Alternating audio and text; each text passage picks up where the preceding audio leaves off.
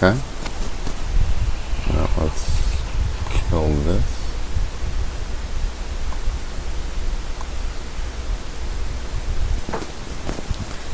Alright, getting started here in a second once Twitch gets all warmed up. Confirm a few things.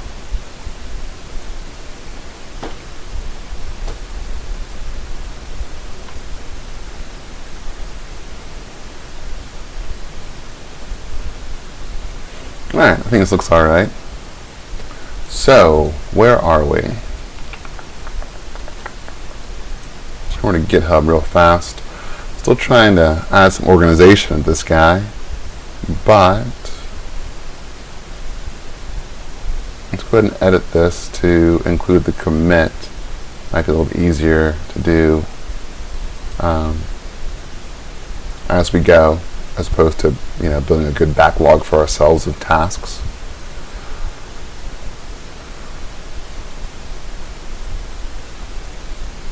Okay.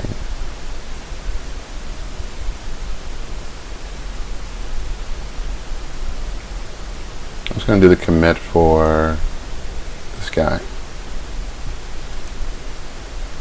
I'm going to go to Browse Files. So, just a good example to get on video. If you see that I'm actually at the mudz repo and I'm looking at this commit, I'm looking at the tree.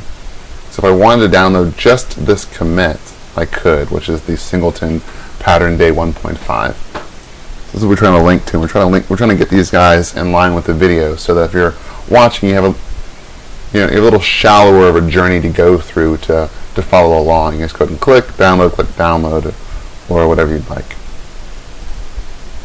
So let's go back over to the main little branch here. Let's go to the README. Let's edit that guy. Let's come down to the Singleton, and we're following this video pattern, or video commit kind of pattern. So we're saying videos, don't have a video link quite yet.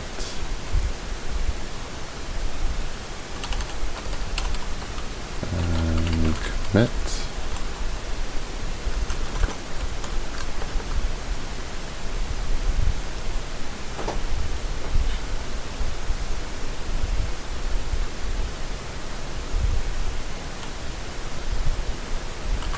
I'll stick a link in there. Preview our changes. Okay.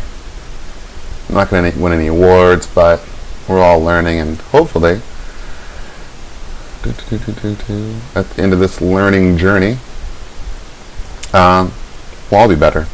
I'll have a nice fancy kind of tutorial with videos and commits that people can look at, and you all will follow along, and we all, you learn from me and I'll learn from you.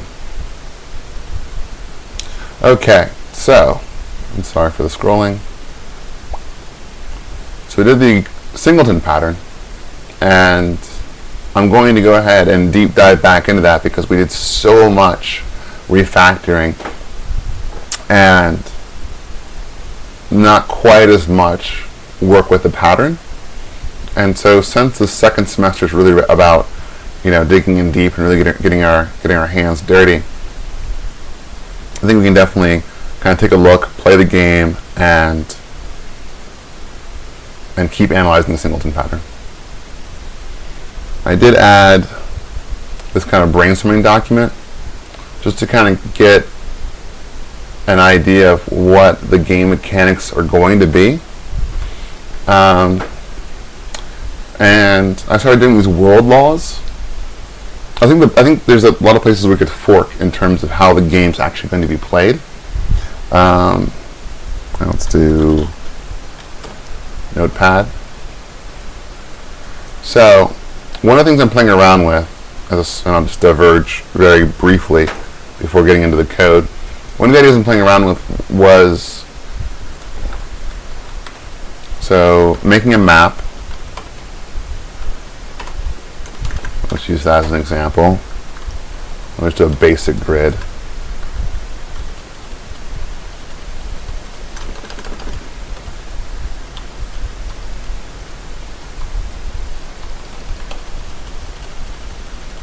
It's going to be ugly, but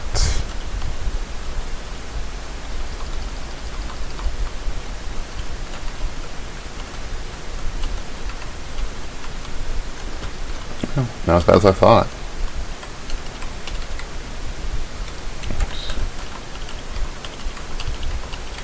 I'm just trying to give a visual here of what. Oops.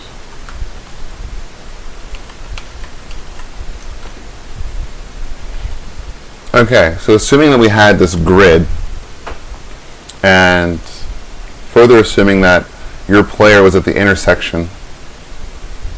So if they were, here at the bottom right-hand corner, they could move up, they could move down, they could move left and right. And so essentially everywhere that you see the four corners meet is a place a player could be. And depending on where they are on the map dictates what movements they can do. And then we would have maybe a zombie here, maybe a townsperson up here, different players around. I'm thinking now that maybe moves should count against your turns, and it really is a puzzle. And the reason I thought that'd be a neat idea is because it allows us to take this matrix and mix in some algorithms in some of the later designs, like some breadth first searches. So that's we're writing if we decide to write tests, or we decide to really explore the world laws, we can decide, well, if I had 30 turns, I can use matrix algebra, and I can devise an algorithm that can tell me, given the amount of turns I have, my player characteristics, would I be able to solve this puzzle? That is, kill all the monsters, repair all the broken damage, negotiate any problems away, etc. And so I thought that would be like a really nice thing to mix in, if possible. A really simple algorithm, but like a real one, right? So I'm playing around with those ideas inside of this brainstorming file. Okay, so where we left off last time was we saw the value of the singleton in that we now have a client and a server, and on the server we only want one hive mind to exist for all possible connections, and on the client we really only want one player instance to exist for any client. So we have two singletons, and just to look at inside the core, inside the hive mind, we implemented that pattern. Oh, hang on real quick. So my chat didn't connect, which was interesting. So if anyone said anything in chat and I didn't see it, I apologize.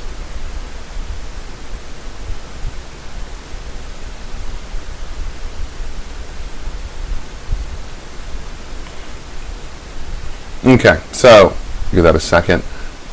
So we decided to implement a singleton pattern which made our class have this one static property, static constructors, and backed by a static field. So what all of these things work together to ensure is that based on the conventions of C# and the .NET runtime, the compiler should be smart enough to see all these things and never have a situation where it needs to create more than one hive mind for a given application domain. And so pretty much what that means in practice is when I type hivemind dot instance and then it goes to return hivemind, because this is static, if there's already been one that's been created, it'll just return me that. And it does that automatically. And because my constructor is private, I can't do a new hive mind. Well, I could, but it'd be weird. It'd be really weird. You have to see it to. We'll just do it. We'll do it real fast. Let's go over to our server. So essentially, what I want to do is I'm going to say var hive mind. I could do this, right? I can say new hive mind.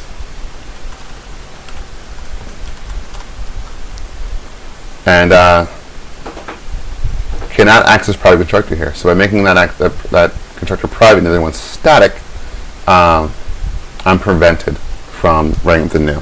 So I think I said it'd be really weird, but it's just wrong, right? It's weird. It's weird to write it out. Like once you know it's static and once you've done it a few times, your brain doesn't even think that way anymore. It doesn't think about something with a static constructor and a private constructor that's a singleton as being something you'd ever new up. And you'd be surprised once you start doing it how familiar and comfortable this feels to type in class and instance. And then access the things that we have available to us, execute, response stack, and world. I think it's one of those subtle things in programming where the convention and the style that you write in begins to really craft the way you're looking at the code.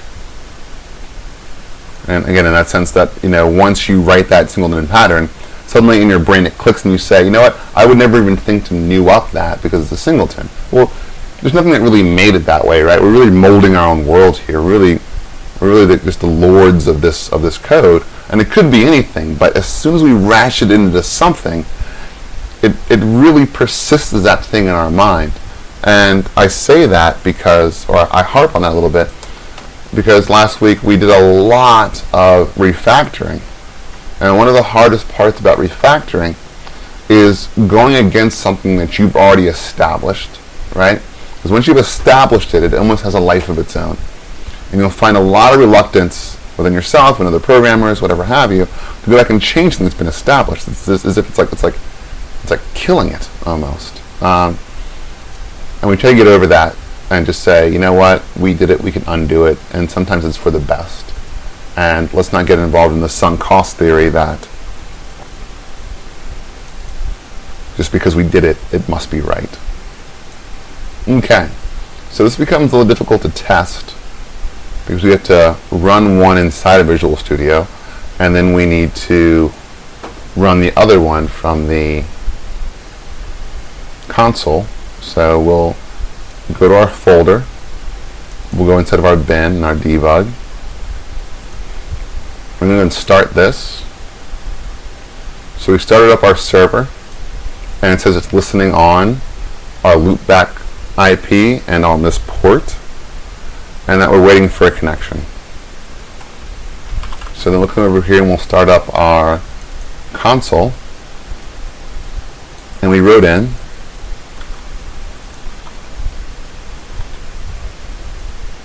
that we wanted to log in first. And so then once we booted up our console for the client, it reached out and created a socket with our server to send and receive messages. So that's being done using a asynchronous pattern. And this project is based off of another one on GitHub. So if you run out there, you'll be able to see, to my GitHub, you'll be able to see easy TCP. The concept here is that imagine that you're on this team where somebody else wrote this TCP server and client for you to use. It's more or less a black box. So we're not too concerned with how it was made. We just know that it works, and we're going to start building around it. But if you want the code, it's out there. So I'm just going to type in Gary. So this is please type your name to log in. Gary. Okay. So when I type in Gary, sorry, it logs me in unceremoniously. And it puts me into the test chamber, and I've got no targets and no other players and a bunch of items in the ground. So over on the server side, we can see that a request was received. It was a console request was the type of our command.